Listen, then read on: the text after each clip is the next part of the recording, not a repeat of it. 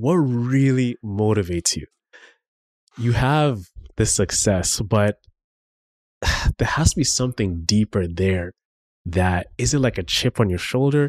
Is it like a bet against yourself? Is it to prove someone wrong? Yes. What is it that all of them? I'm like, damn, I gotta get it today because okay, my family's taken care of, my house is there, my business is good. No, dude, like overdrive. But what is that? It's all of it. I think it's all. So it's from my history where it was. I want to make sure I keep. So, what motivates David Schnelly? Yeah, day in, day out, every day. Every day is all those things you said.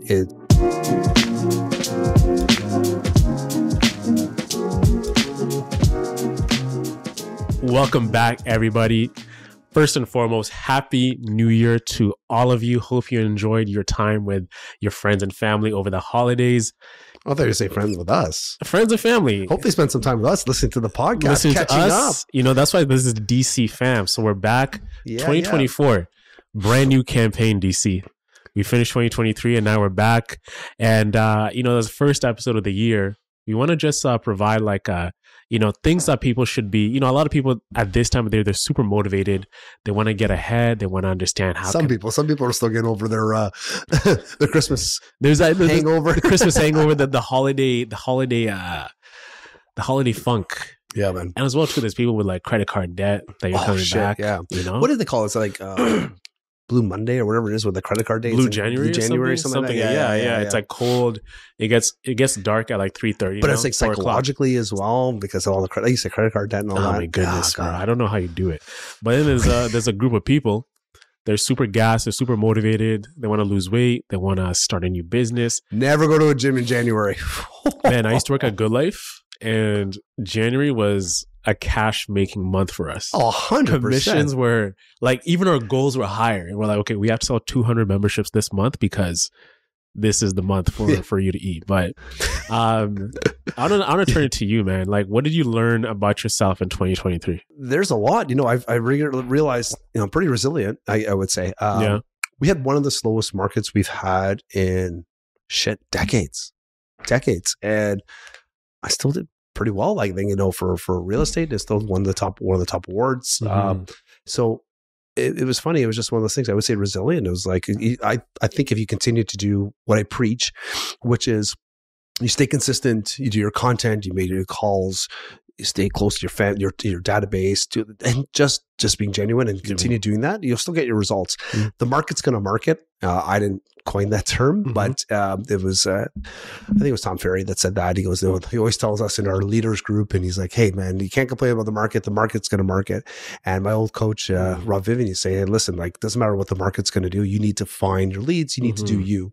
So part of our education is with our clients explaining what the market is. Yeah. But people are always going to need to buy and sell no matter what, and not letting it get you down, educating yourself on the market and educating your clients, let them know what's happening. Mm-hmm. So you're not like deterring, but people still need to buy and sell. And that's, I think, so I would say, I think this year was, Tom Ferry was saying to us, if you're doing well in this market, you can do well in any market. And so I was kind of a pat on my shoulder for that one. I was like, okay, one of my better years. One of your better years. Yeah. So you said resilient in 2023. That's one of the key things that you learned about yourself. Are there other areas in your life, personally, outside of your career, that you're like, wow, I didn't know this about myself, that perhaps, you know, this was like an element of growth that I went under? It could be relationships. It could be something. I would say my relationship with God, 100%. Yeah. You know, it's weird because in our journey through the podcast and those things too, like this year was a total, like more of a 180. I started reading more, trying to be more spiritual with God, trying to figure that too. So, and also trying to be more present with my kids. It also allows that to, and hopefully my wife as well, like sees that. So I think the relationships with those are the ones that I've been focusing more. And I didn't realize, I think I talked to you offline about this, and I was saying, like, if you would have told me like 20 years ago that, you know, everything you do and you think about would be about like, okay, am I doing this in the right eyes of God and for my family? I would have thought you were crazy because, you know, 20 years ago, we're all about ego, me. And I thought this year was a definitely step forward in the opposite direction. Instead of me, you. You know, I think, I know so, you know, I feel different. I feel different. You feel different. Yeah. What makes that difference? Like, what is that? I don't know if it's more fulfilled. I think you asked me like last year when the rapid fire questions, like, what are you scared about and stuff too? And I was like, I don't know, you know, like there a lot less fear, less anxiety. so I think we're starting to go like a lot less caring about what other people think. I think a lot. I think, some of the questions you're going to ask me later on, you gave me a little prelude to some of them. When I'm like, but those kind of played in factor. I'm like, yeah, I'm not as worried about that stuff anymore. Like I think there's less things holding me back about, and to be my more true, authentic self, I think. Do you feel like that comes from just natural growth as a man? Or is it just... Well, let me ask you that question before we even continue that. Yeah. How many... You're 29? 29 years old right now, turning 30 in January. So you know a lot of men through your life. How many of them like gone through personal growth year to year? Exactly. The answer is right there. See the silence right there? Rare. So no, you have to work on it. It doesn't happen there. It's not a natural thing that happens, believe it or not. Because you can be doing the same thing day in and day out. Not to saying there's anything wrong with that, but I find something personally that's not my nature. I like to make myself better.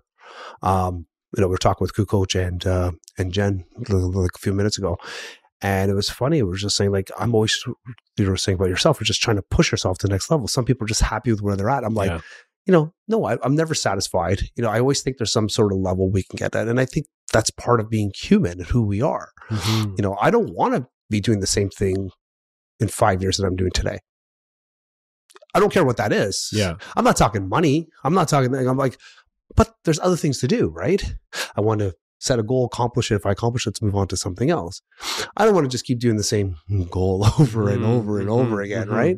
Yeah. It's kind of boring that way. So you being very goal oriented and someone who, you said one thing is resilient that you went under as you reflect back in 2023. Yeah.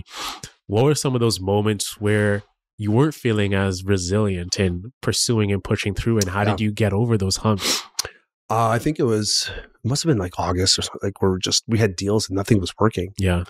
And it was like in the sales, and we would put up a house for sale. We were getting showings. We were putting up, I had buyers weren't talking me back. And it was like, so kind of shift your focus. And it was like, and again, I don't think people realize when they see some of the realtors that we help with every aspect of real estate.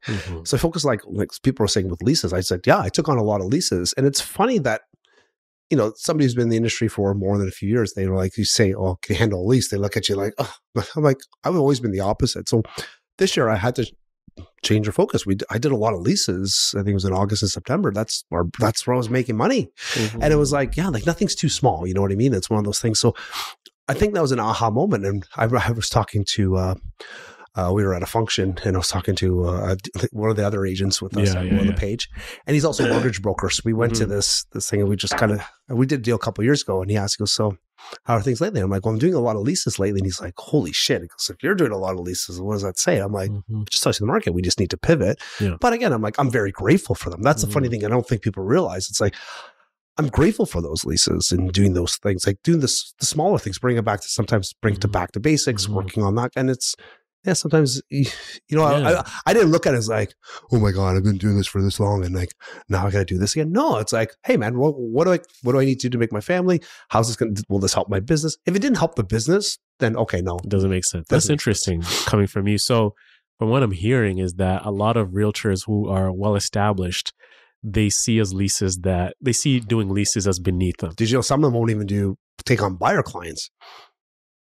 Yeah. They would take on buyer clients. No, I like taking on buyer clients. Yeah. And I think I've talked about this before, but I don't know if you remember, but I said, I like taking on buyer clients because whether you're buying or selling too, but buyer clients, at least I keep my finger on the pulse of what's happening in the market, because I will see what some buyers like. Sure, you can do a listing, but the problem with a listing in the sense with not knowing what buyers want is like, you only have one house. Yeah. Right. So you have to take feedback. And let's be honest, a lot of realtors don't give you feedback. They just don't.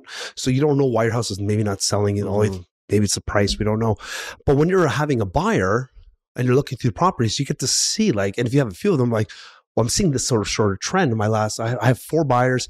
They're all saying the same thing, or the trend is this, as opposed to just having one listing and hoping for feedback from other buyers and saying, or doing open houses and hoping that they come and give you the feedback. You get this, at least with buyers, you get to see a variety of homes. Yeah. And you can kind of like figure out what's the going trend. Also with my wife and her staging business, that helps too. We can look bouncing with selling quick as well. Yeah. But there's realtors that are like, I'm just a listing agent. I'm like, I never wanted to be just something or just something else. Oh, I'll only take on a client if he's got X amount. Some of these real estate gurus who say that like, oh, you gotta, only do this or do that, narrow your niche. the problem with that is like when you have a market like now, like what happens if your demographic that you've been focusing on dissipates? And now you have nothing in your database, nothing. It was like, sure, you might have made money last year, but you might not make money for a few. And let's be honest, we're in this industry to make money to feed our families. Mm-hmm. But maybe if you're too narrow of your scope, mm-hmm. I'm not saying don't be narrow, but I'm like, if you're too narrow in your scope, and then what happens if that demographic is gone for a period of time? Yeah. You're going to be struggling. Yeah. There's this one quote, our guy, Mike Austin, right? Met Gary Vee. And he inspired him to really pursue his business. Yeah. Gary Vee had this one quote that says, 1 is better than 0. Mm-hmm. Essentially, when you're pursuing something and you're doing a thing that's going to get you ahead, sometimes doing the little things builds up to going back to getting the big stuff. 100%. And a lot of people think that they always need the big opportunity. So when Gary Vee was coming up, they're like, oh, why are you not going on Ellen? Why are you not going on Larry King? Like, we're giving you these opportunities to do these things. It's like, hey, one day I'm not going to have those opportunities. But you know what? If this one guy invites me to his blog to talk about business, I'm going to take it. He has 200 readers. I'm going to do it. I'm going to go on this podcast that has only maybe 50 listeners. But it's all about going deeper than trying to go wider. And I think a lot of successful people, they understand these things are cyclical, but it's all about maintaining momentum at the end of the day. So if leases is something that you could do, maybe because you're not getting the opportunities that were there perhaps earlier that year, the person you're doing that lease with could become a client. That's correct. For something later on. So by ignoring that one opportunity, I was like, I'm not doing that because now I'm like an all-star. I'm not going to be doing rookie stuff. Then you're not really honoring the game as it's supposed to be. Now, that being said, you don't take on everything because sometimes there are people just aren't qualified. Yeah. Waste your time. I'm not saying that. I'm not saying you take your discretion. 100%. Right. 100%. Yeah. Yeah, for sure. So last question about reflecting back in 2023, DC, what risks were you afraid to take on back then and why? Yeah, I think a lot of it had to do with this. This podcast was a big risk. It was a big risk? Not the risk of us doing a podcast. Okay. That was fine. The topics we talk about, pushing the boundaries. Yeah. Whether it's from my brain surgery, it's getting a little touchy-feely, how we talk about, men's depression and mental illness, how we talk about some of the conspiracy theories. The flat earth, Satan. Flat earth, the Santa Claus, Halloween, 9/11, all that kind of stuff too. I get some weird, you get some weird feedback from those. And that was a risk. I was kind of not sure, there's certain things we made sure we don't talk about because, again, either it's too politically charged and, and sometimes it just polarizes you. So I'm very cognizant of that. But even some of the stuff we talk about, listen, I have a conspiracy brain. I always have, but I was kind of always scared of showing that. People that know me know that. One of the reasons why we left the Catholic Church was because of that reason, right? It was one of those things. But get to know me, you'll know that, right? But you're always kind of scared. You don't know what people are going to really think. And then at one point, I was like, well, if you really want to get to know me, and then you brought this point up, we want to know DC. Okay, you really want to know it. Let's pull back the layers little by little. So I think it was a little bit, it may come off easier, but sometimes it's just we did a little at a time. And then they kind of I'm like, all right, let's do this. I think you finally hit a stride where you're like, F it, I don't care. We're talking about, and I felt that energy after some time, right? We kind of started, and I think there was one point we were talking about Trudeau, we're talking about COVID, right? It kind of started like that. Surprise, I don't like Trudeau. Surprise. and then after, we're like, man, what are people going to say about this? And then we just reached a point where we actually grew in confidence in actually preparing for these shows because we're like, you know what? We're developing an audience. People want to hear this. This is different than what they hear. So let's just do us. Yep. If you don't rock with us, you don't rock with us. Yeah. And I talked to, the funny thing is we had our awards banquet in December, and it was my broker of record came up to me, and it's we have the connection because his daughter had all the brain surgeries too. He was one helping me with her when I had mine. And it was funny. And he goes, and he takes me aside. He's like, I just want to talk about your podcast. And I'm like, he pulls you aside. Yeah. I was like, oh shit. He goes, no, Dave, I love it. Oh. I was like, what? He goes, I love that you're talking to off topic things. And it's not always about real estate. I'm like, let's be honest, Mike, I could talk about real estate all day long, but I think people will get bored. He goes, exactly. And he goes, you're showing people a little bit of your side. I'm like, I was a little scared of what the brokerage would think about some of the things I say. But they also know me that I'm not a normal realtor. So I think that kind of plays into it a little bit. So, but I was a little scared to figure out what my brokerage would say about it too. And how did your wife and family react to you actually being public about these things now? So again, Natalie doesn't watch any of my stuff. So she just kind of like, she'll see some of my clips and stuff, and she's like, "Oh, you're talking about that?" And like, she'd ask, though. Like, I joke, like, she doesn't watch like a lot. We don't listen to podcasts, a lot of stuff, and we don't do that a lot. We just don't. We don't have a lot of time. Or I'll listen to like podcasts or audiobooks in my car, in the car by myself. Yeah. So when I'm saying that, we don't do them together, right? So when I'm having some clips of going back and forth, she's like, "Should you be saying that?" I'm like, and we talk about like, she's always like a little more conservative on the side because she doesn't do that stuff. And I'm like, well, no, this is kind of like what I wanted to do.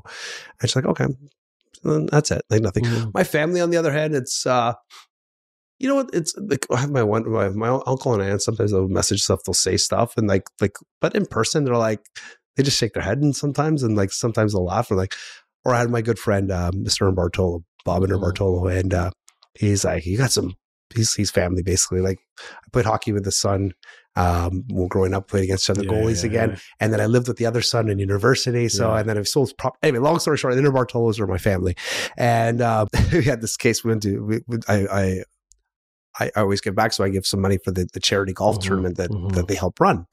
And, you know, and it's funny. So we were talking on the phone. He's like, I started listening to your podcast. He goes, I don't believe all the shit you're talking about. I get this a lot. And he's like family. He goes, but one day we'll have a beer. We'll talk about 9/11 and stuff too. I want to hear your insight. He goes, and again, it's just one of those things, right? It's like, and they're American too. So it's half American. And it's funny because you're hitting it like a point, but it's like, I think a lot of people are opening up, realizing the stuff he's saying about it. It's not us saying it. We're showing stuff. So it's like stuff they've never seen before or heard before. And it's kind of hitting a chord, but sometimes it's not a bad chord.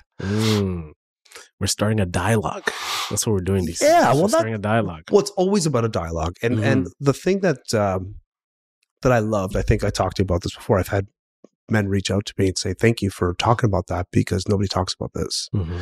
And I tell my followers, DM me if there's something you wanted me to talk about it because we as men don't always get an opportunity to do that. And if you just want a place of comfort or a safe place, message me as well. I had one of my followers too on IG asked me if I wanted to, you know, mentor him and stuff too because he was going through some depression stuff. And I said, yeah, we'll talk to your therapist if that makes sense to you. Then yeah, absolutely. So it's weird because it goes beyond the numbers. Exactly. You can't. Some of those things you don't measure. Right. Exactly. Yeah. So let's talk about how we can. How people can actually advance forward this year. One of the key things I mentioned early on is that, you know, when we start off the year, we have this high energy of accomplishing a lot of things. It could be health, it could be business, relationships, but that's a natural thing to do is because you're having a clean slate towards something. Happens all the time. You're like, you know what? Last year was last year. This year is my year. And you always find yourself. I'm just thinking that quote. It's like, you got to stop using the holidays as for the reason why you're gaining weight. You're fat in August. You're fat in August, right? Yeah. So that's the thing. What do you think about those people, right? Like the new year, new me people, like. They're the reason why I do my Motivational Monday. Yeah. Because, and I love the Motivational Monday because it talks about it, but motivation only gets you one part. It's the discipline. Okay. You got the motivation. Discipline. So I've been trying to push the discipline more than anything else. The only thing, you can be motivated, but if you don't get off your ass, it's not going to matter. Right? Yeah. It's not going to matter. What I say to these people, it's great. I love your ambition. I love your goals. What's the next step? Like, well, how are you going to be disciplined? And the thing is, and I also say to them, don't go too hard too quickly because then you'll lose motivation and you'll lose your discipline. Get into habits to change your life. Don't do fad diets. That'll just be like a carnivore diet's supposed to be great, but I can't imagine anybody being in the carnivore diet more than 6 months. I did a vegan diet for 8 months. It was great for that point, but then I started to have some drawbacks. Same idea. Like I would say, like small things that you can change your life that will have great impact, and be disciplined about them. It's about building that momentum. Exactly. Slowly. Yeah. Exactly. And I think a lot of people, they come in and they want to tackle their goals right away. They're listening to like a podcast. All the steam ready to go. And guess what? And just like a wick. Boom. Down. And then exactly. Yeah. It burns so fast. So by March, you're back to where you were. Isaac, you okay, buddy? By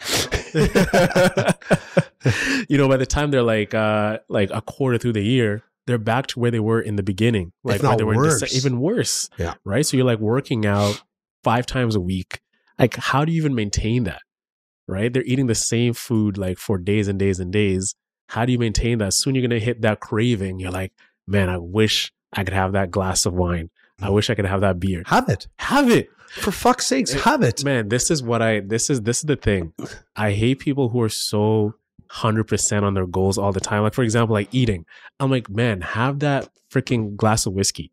Have that beer. Have that wine. It doesn't mean you should be all into your diet that you just like deprive of yourself of the things that you actually enjoy. One of my best friends, his name's Josh Strassman. He lives in Nashville now. Went to visit him like too. Oh yeah, I saw that picture. Yeah. I love Josh. Josh is a brother of mine. He's just like, we're just always so like-minded. I go visit that MF and he's always in great shape. He's always in good shape. He goes, I only lift one day a week and I eat ice cream every day. I'm like, fuck you. Good for you. But he gets good rest. He's always walking. He's always doing something, right? He's always being active about it too. But he's just like, why not? Why not have ice cream every day if you can have it? Why not? Again, he's not eating a bowl for dinner or every night, but it's like he'll have like a small thing, like enjoy it. Like, and his wife or fiance will have a glass of scotch at night, and just like that's what they do. It's like they're not going overboard. Again, it's moderation, something, but enjoy it. I was watching, I forget, was it Eva Mendes? I forget who it was. It was one of those actresses. They're always in good shape, or was it the girl from the Goo Goo Doll? Sorry, from the dolls, the Pussycat Dolls. Anyway, she was like, I don't know. There's one of these things saying, like, there's a couple things you're saying. One, I've heard people who eat like a bowl of stuff like that would size your stomach, it'll keep you the calories down. But the other thing is like saying, if you're thinking about it and you're craving it over and over and over again, then indulge. But if you can put it away for an hour and you lose your thought of it, then it wasn't worth it. Yeah. But if you can't stop, so for example, you're saying having a scotch. If I'm looking at it like, ooh, I want a nice glass of Glenlivet. Yeah. 16-year, nice and smoky. Like little, sorry, it's not, it's nice peaty. It's like, that's my drink, man. It's a good one, man. And I'm sitting there and I'm looking at it, I'm like, no, I'm not going to have it. Yeah. If in half an hour it's gone out of my mind, I guess that's fine. I don't want it. If an hour's time, I'm like, my mouth is watering and stuff too. I'm like, damn right, I'm gonna have it. Especially like with a nice cigar too. Yeah, you chill with the boys. Oh yeah. But doesn't like so? I find that, and this goes with all disciplines. It's delayed gratification. That's also why intermittent fasting works. That's why holding off masturbation works. Sex, withholding sex, even like till like it's the perfect thing. It's one of those things. Withholding like alcohol from like. Just because you want it doesn't mean you need to have instant gratification.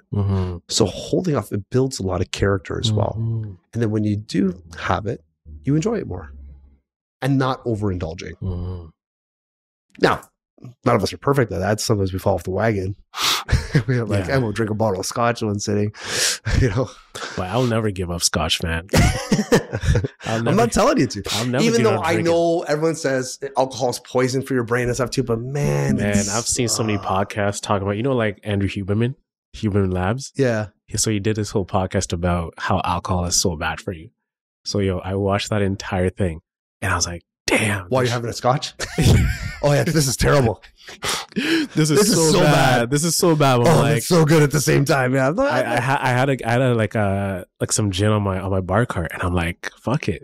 You know what I'm saying? I'm gonna have a gin and tonic. I'm gonna enjoy them. I'm gonna watch the Raptors, and I'm going to bed. I'm gonna go to the gym tomorrow. I'm gonna have a good life. Yeah, it's not gonna change anything. Yeah, you know what I'm saying? So, yeah, but there's other people like Ariana, and we talk about Ariana. Yeah, fitness. And she loves fitness, and her fiance Paul I love them, but they don't like the alcohol. They don't like they don't drink. They don't drink. They don't drink. And Ariana actually has so she can't a lot of times it hits her too fast and stuff, and it's not always good too. So she'll have one drink every once in a while and stuff too. That's about it.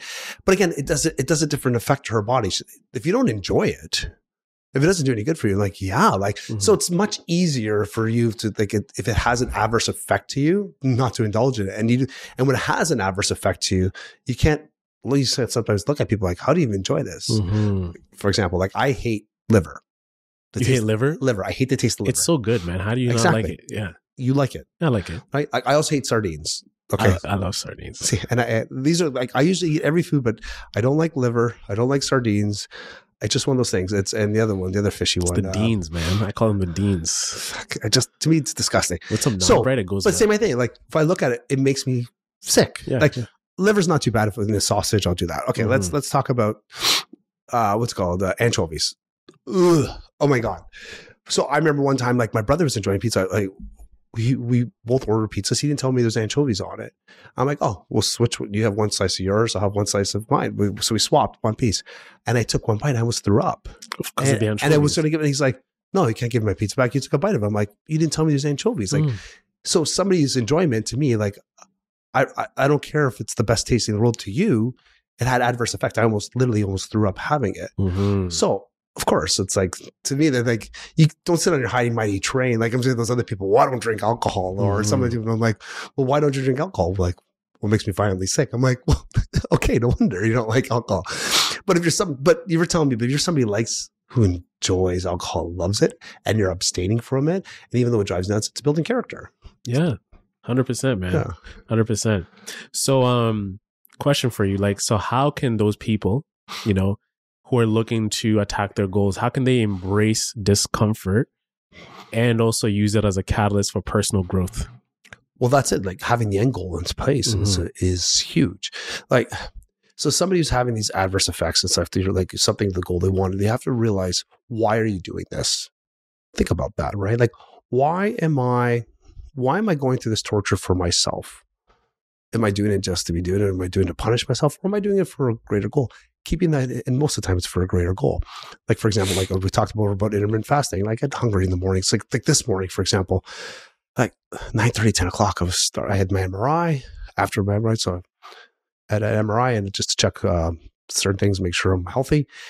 But for some reason, I was starving this morning. But I said to myself, no, I'm not eating because I'm prolonging it, right? It didn't give into it. But I knew what the reason the goal was in place. So for calories, make sure it's for health reasons, all this stuff too. And when I actually indulged in it, I knew what the goal was. And at 1 o'clock when we ate, I fulfilled my duty. I did, like, it was, I held off on it to get the satisfaction. So sometimes it is going to be discomfort, but knowing in that time you're growing, it helps you with your discipline. But keeping the end goal in place, like remind yourself why you're doing it. If at some point you're putting yourself through some of this discomfort and you have no idea why you're doing it, then don't do it. Because if it's not helping you with if there's not helping you with personal growth is another thing. But if you know there's a goal and you know that it's working your way towards that goal, then it helps you to continue to persevere.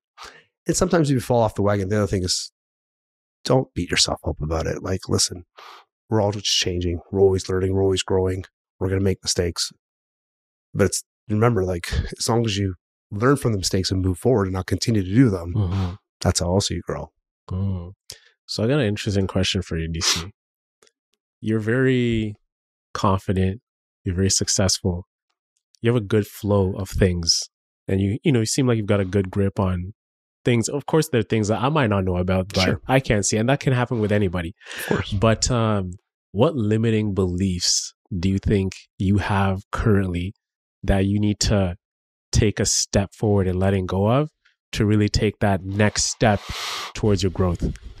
Because you grow every day, but there's certain things that I don't have any. I don't think I have any limiting beliefs. I think the last few years I've been trying to eliminate and eliminating. The reason why I think I've been able to eliminate most of my limiting beliefs is mostly because the people I surround myself with, people like yourself, like-minded, like Isaac too, like with Chris Coach was here, like my wife, like the people in my life that are with you, they know you're like, so I don't think about those things that are negative. Like, so this year I didn't get to the chairmans I wanted to get to last year. And it was like, so Chris calls me up and he's like, I was pretty high in my brokerage. And he's like, that's it, buddy. Fucking next year, there's no excuses. Let's do it. I'm like, absolutely. I'm like, I thought I was going to get it this year, but just things didn't work out. But it wasn't a limiting belief about it. I tried to get there. Even Chris also tried too. Yeah. Well, no, Chris is at a different level, but he was saying to me, like as a coach, like pushing me on, they're like, you're always close. Like, let's just get to that next level. This is your year. And he's pushing me, and because he knows what it's like. I didn't respond to him saying, well, like these other people have so much teams and the discipline. It's like, no, I fuck that. Like this year, the market, like there's a couple of things. I don't know. There's always things I can improve on, but I don't think it's limiting in my sense anymore. You know what I mean? I think most of the people that I put in my corner that are with me, they don't think I'm bragging. I don't brag about my accomplishments. We talk about like that's the other thing. Is like you don't have those people around you, like when we talk about deals and stuff like that too, that they're like, oh, you're talking about your bragging. I'm like, no, we're talking about a deal which went south. I want to know how to help this one. There's no one judging you in that kind of sense. So I think if you what I try to do is make sure you surround yourself with people that have same likeness or have your best intentions. Don't fall off the chair over there. I just wanted to so you can't see it. Almost just fell off the chair. I guess the stuff I was saying was so riveting for you that you almost fell off. But you understand what I mean, right? Like, so I don't know, like, for example, what would be a limiting belief in you? Like, what would you think? Like, first of all, what's it limiting you from? What's a limiting belief for me? Yeah.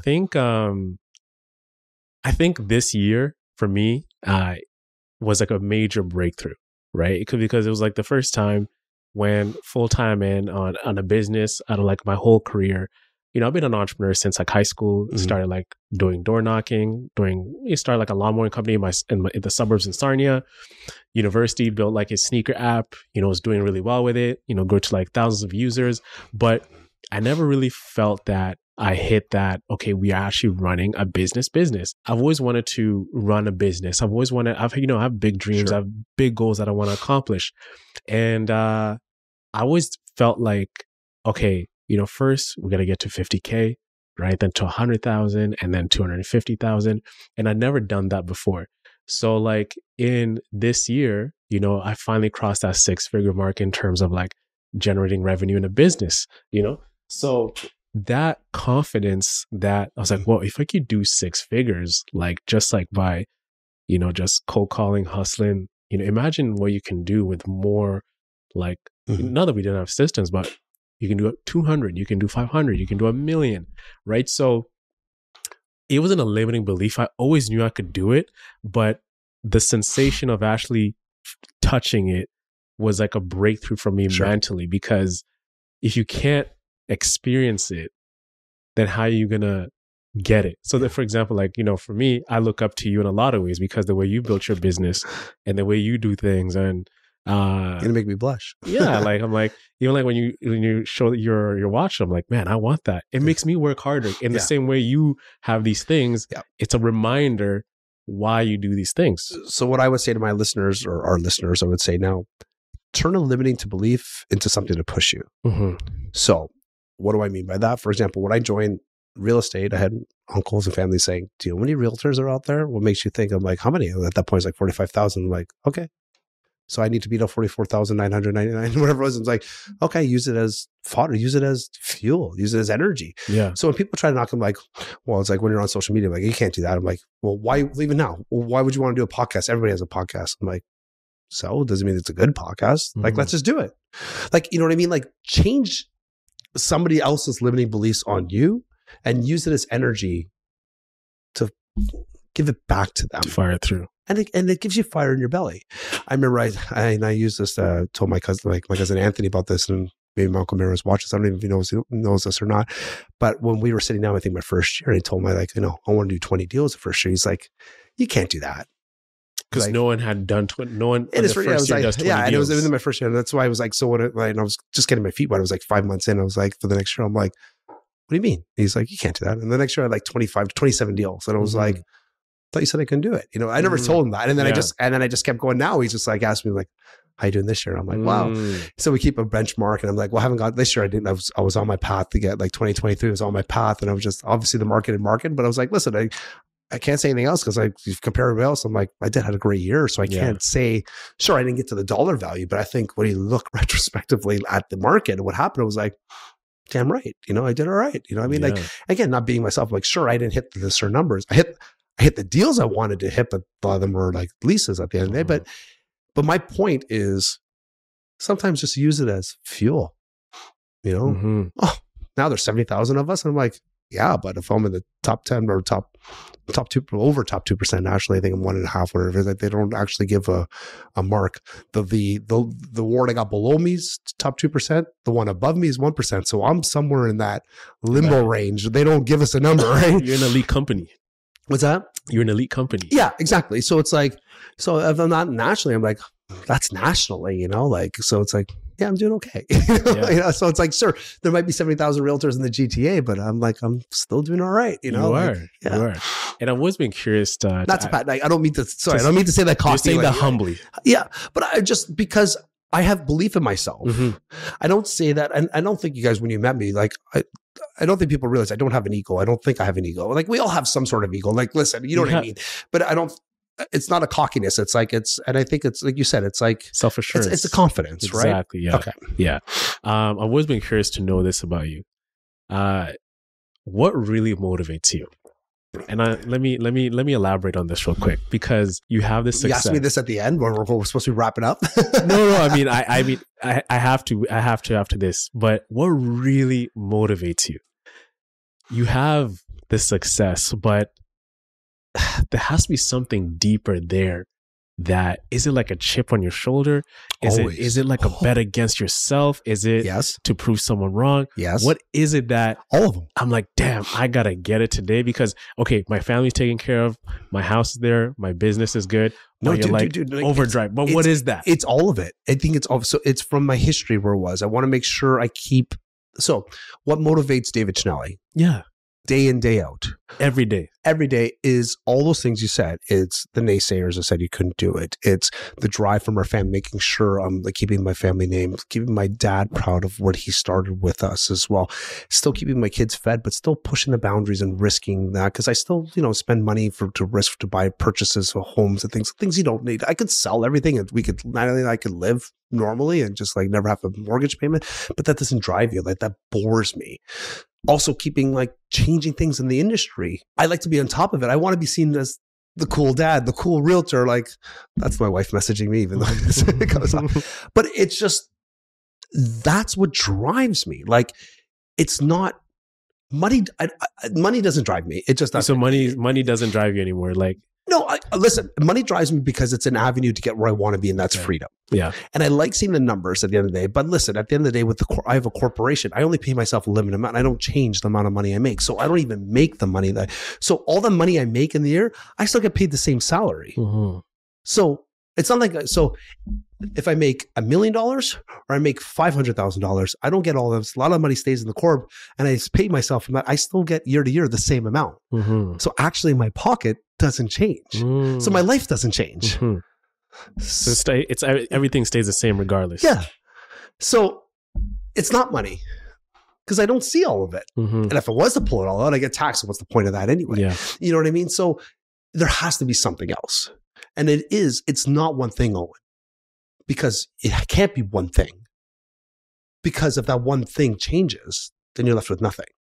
So it is the family. It's the family name. It's my self-worth. It's my legacy. It's whatever that means. I have no idea what that means. I want to leave this world better than I came into it. Mm-hmm.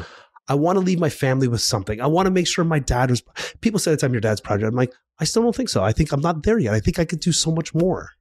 I want to push myself. I want to see how far I can go. Like I want to see that stuff. I want to keep trying new shit. I love when Coach says before I started, him and our other friend were talking. They're like, every time they do an open house, and they're like, I keep adding stuff. They're like you keep changing and making it better. I'm like, I know. I like that. I don't want to just sit on my laurels and say like do what everybody else does. I like having my hands in there. I like changing that shit. So you like pushing. Yeah. So that's what motivates you. Yeah. It's a drive to like be better than who you were yesterday. Always. Yeah. Be the better man every year. I can be a better dad. I can be a better husband. I can be a better podcaster. I can be a better realtor. Mm-hmm. Hell, be a better friend. Better husband. I already said that. I already said that. Okay, I thought you said better dad. Wait, you think I'm a bad husband? He said that twice. Did you see that? He's throwing me out of Has Natalie been talking to you? Natalie's hitting you up. You're ignoring her. That's why you're not a good husband. No, so what happens on my phone? So my phone's on silent and do not disturb, but I have emergency contacts. Yeah. So it's my wife, my kids, my mom. Oh, and obviously our insurance company. So if they text you, it doesn't matter if I remember it being getting angiogram. Yeah. Through my growing. Yeah. And the phone was in the room and they're like, why is your phone keep like, it's on silent, but because it was them talking, we have a group chat. Mm-hmm. It was distracting. The guy's doing the angel. I'm like, take my phone out of the fucking room. I thought you had a special ringtone for Nat. I do. Oh, you do, eh? She hates it. It sounds like a foghorn. Like, she looks at me and she goes, come on. And I'm like, yeah, it's like, yeah, she doesn't like it. Whenever she hears it, because sometimes you answer the phone, you can still hear. Yeah. Why don't you change your ring? And so anyway, yeah, I probably could be a better husband if I change a ring. But hey, listen, we all have to strive for something. Strive for something, man. Yo, well, ladies and gentlemen, Happy New Year once again. Thank you for tuning in, and I hope you join us in another long campaign in 2024. We hope to see you next week for the brand new episode. Again, take on your New Year's goals seriously. Take them by stride, bit by bit, and you're going to get there. And remember, you don't have to eat the whole meal at once. You can take piece by piece, but eventually you're going to get through it and you're going to get to where you want to be. And any parting words, DC? Believe in yourself. Yeah. Like, don't give up. If you fall down, if you make a mistake, you fall off the wagon, get back up. There's no one keeping score. No one's keeping score, man. Yeah. All right. We'll see you guys next week. Bow.